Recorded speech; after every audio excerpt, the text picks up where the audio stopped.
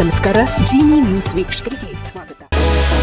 ಬಳ್ಳಾರಿಯಲ್ಲಿ ಗುಂಡೇಟು ತಿಂದು ಮೃತಪಟ್ಟ ರಾಜಶೇಖರ್ ಅವರ ಶವ ಪರೀಕ್ಷೆ ಒಂದೇ ಬಾರಿಯಾಗಿದೆ. 2 ಬಾರಿಯಾಗಿದೆ ಎಂದು ಯಾರು ಹೇಳಿದರೋ ಗೊತ್ತಿಲ್ಲ. ಆದರೂ ರಾಜ್ಯದ ಜನರಿಗೆ ತಪ್ಪು ಸಂದೇಶ ಹೋಗಿದೆ. ಈ ಬಗ್ಗೆ ಜನ ಪ್ರಶ್ನೆ ಮಾಡಬೇಕು ಎಂದು ಉಪಮುಖ್ಯಮಂತ್ರಿ ಡಿಕೆ ಶಿವಕುಮಾರ್ ಬಳ್ಳಾರಿಯಲ್ಲಿ ಹೇಳಿದ್ದಾರೆ. ಬ್ಯಾನರ್ ಗಲಭೆಯ ನಂತರ ಮೊದಲ ಬಾರಿಗೆ ಬಳ್ಳಾರಿಗೆ ಭೇಟಿ ನೀಡಿದ ಡಿಕೆಶಿ ಸುದ್ದಿಗಾರರೊಂದಿಗೆ ಮಾತನಾಡುತ್ತಿದ್ದರು. ಮರಣೋತ್ತರ ಪರೀಕ್ಷೆಗೆ ತನಿಖಾಧಿಕಾರಿಯಿಂದ ಬಂದಿರುವ ಅರ್ಜಿ ಒಂದೇ.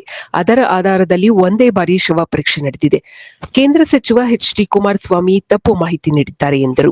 ಘಟನೆಯ ಬಗ್ಗೆ ಅಧಿಕಾರಿ, ಶಾಸಕರು ಮತ್ತು ನನ್ನದೇ ತಂಡದಿಂದ ಪ್ರತ್ಯೇಕ ವರದಿ ತರಿಸಿಕೊಂಡಿದ್ದೇನೆ. ಸತ್ಯವನ್ನ ನಾವು ಮುಚ್ಚಿ ಹಾಕಲು ಸಾಧ್ಯವಿಲ್ಲ ಎಂದು ಹೇಳಿದರು. ಕಾರ್ಯಕ್ರಮದ ಬ್ಯಾನರ್ ಅನ್ನು ಯಾರ ಮನೆಯಲ್ಲಿಯೂ ಕಾರ್ಯಕರ್ತರು ಕಟ್ಟಿಲ್ಲ. ಸಾರ್ವಜನಿಕ ರಸ್ತೆಯಲ್ಲಿ ಕಟ್ಟಲಾಗಿತ್ತು. ಇದರ ಬಗ್ಗೆ ಆಕ್ಷೇಪ ಇದ್ದಲ್ಲಿ ಜನಾರ್ದನ ರೆಡ್ಡಿ ಸ್ಥಳೀಯ ಆಡಳಿತ ಅಥವಾ ಮುಖಂಡರಿಗೆ ತಿಳಿಸಬಹುದಿತ್ತು.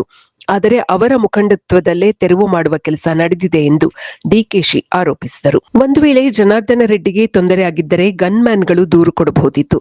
ಆದರೆ ಅಂತಹ ದೂರುಗಳು ಗನ್ಮ್ಯಾನ್ಗಳಿಂದ ಬಂದಿಲ್ಲ. ಜೊತೆಗೆ ರೆಡ್ಡಿಯವರು Z+ ಭದ್ರತೆ ಕೇಳ್ತಾ ಇದ್ದಾರೆ. ಅದನ್ನ ರಾಜ್ಯ ಸರ್ಕಾರ ಕೊಡೋದಕ್ಕೆ ಸಾಧ್ಯ ಇಲ್ಲ. ಅದನ್ನು ಅವರು ಕೇಂದ್ರ ಸರ್ಕಾರದಿಂದ ಪಡೆಯಬೇಕು ಎಂದು ಡಿಕೆಶಿ ಹೇಳಿದರು. ಇದಕ್ಕೂ ಮೊದಲು ಬಳ್ಳಾರಿ ನಗರದ ಹುಸೇನ್ ನಗರದ ಮೃತ ರಾಜಶೇಖರ ನಿವಾಸಕ್ಕೆ ಭೇಟಿ ಕೊಟ್ಟಿದ್ದ ಡಿಸಿಎಂ ಡಿಕೆ ಶಿವಕುಮಾರ್ ಕುಟುಂಬಸ್ಥರಿಗೆ ಸಾಂತ್ವನ ಹೇಳಿದರು. ಮಗನ ಆತ್ಮಕ್ಕೆ ಶಾಂತಿ ದೊರಕಿಸಿಕೊಡಬೇಕು ಎಂದು ರಾಜಶೇಖರ್ ತಾಯಿ ಡಿಕೆಶಿಗೆ ಮನವಿ ಮಾಡಿದರು. ಬಳಿಕ ಹೊಸ ಜಿಲ್ಲಾಡಳಿತ ಭವನದಲ್ಲಿ ಡಿಕೆಶಿ ಅವರು ಅಧಿಕಾರಿಗಳೊಂದಿಗೆ ಸಭೆ ನಡೆಸಿದರು. ಇದು ಈ ದಿನದ ನಿರಂತರ ಸುದ್ದಿಗಳಿಗಾಗಿ ವೀಕ್ಷಿಸುತ್ತಿರಿ ಜೀನಿ ನ್ಯೂಸ್. ನಮಸ್ಕಾರ.